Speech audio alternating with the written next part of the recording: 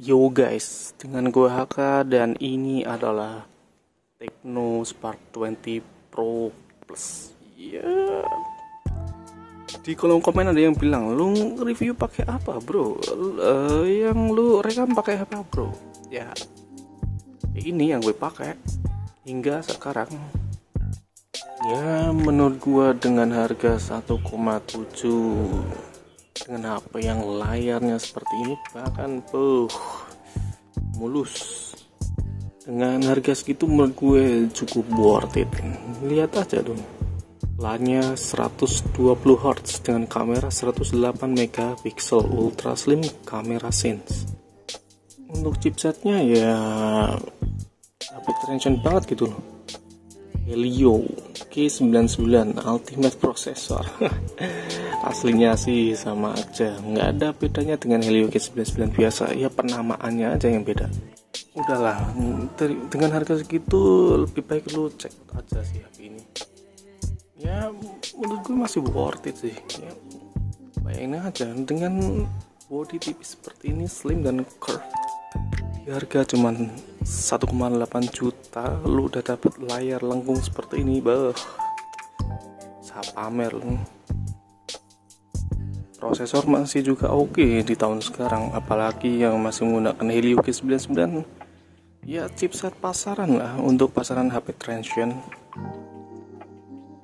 Dan gue juga kadang gunain HP ini untuk kerja juga. Ya GPS nya nggak seperti Itel S23 itu, atau S23 Plus kalau salah tuh, gue lupa. Itu GPS nya error cuy, nggak seperti ini. Ya lebih, dia akurat sih, dia nggak patah-patah dan dia trackingnya juga oke. Menurut gue ini worth it sih jika lu beli di tahun sekarang.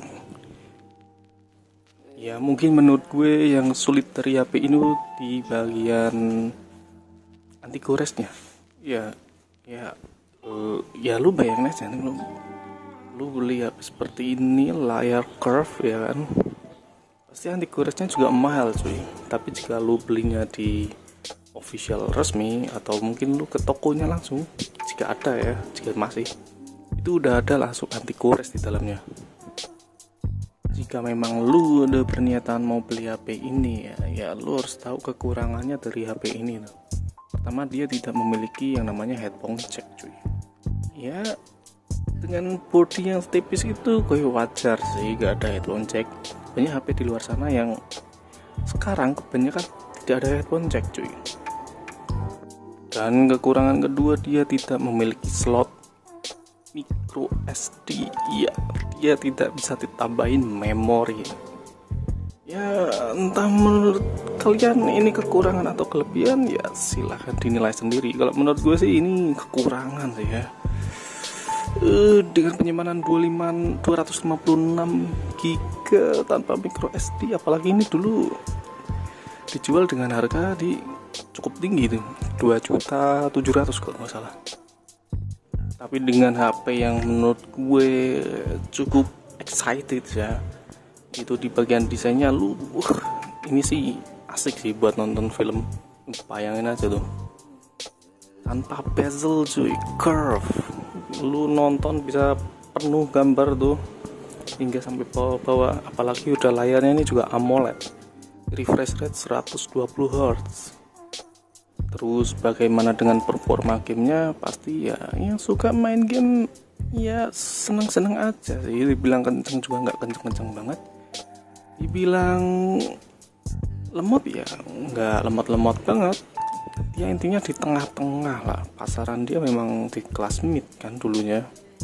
Jadi ya performanya di tengah-tengah. Dan kalau nanyain suhunya panas atau tidak sih ya bagi gue anget cuy, nggak kayak si X3 NFC atau mungkin gue pernah punya tuh yang Tecno Pova 5 yang ini tuh, itu malah lebih panas si Tecno Pova 5 cuy, padahal secara dimensi lebih gede si Pova 5. Untuk hasil kameranya pun ini juga oke sih, keren sih menurut gue sih, karena dia memiliki resolusi yang cukup tinggi juga di 108 megapiksel. Oke sih. Dan kalau misal selama gue syuting atau gue bikin konten soal smartwatch, ya smartphone ini yang gue pakai gitu. Dan sampai sekarang pun ini masih gue gunain sebagai daily driver. Jadi kalau memang lu pengen beli HP dengan layar lengkung murah, saran gue ambil Tecno Spark 20 Pro Plus. Udah, itu menurut gue ini rekomen pakai banget sih. Cuman kekurangannya saat lu main game berat itu kadang ada suara stuttering putus-putus, bahkan bisa sampai touch delay gitu. Ya paling minusnya itu aja sih. Selebihnya ya not problem for me gitu. Ya sekian dari gue video review singkat dari Tecno Spark 20 Pro Plus. Sekian dari gue. Ya, ketemu lagi di konten berikutnya. See you and to next video. Bye.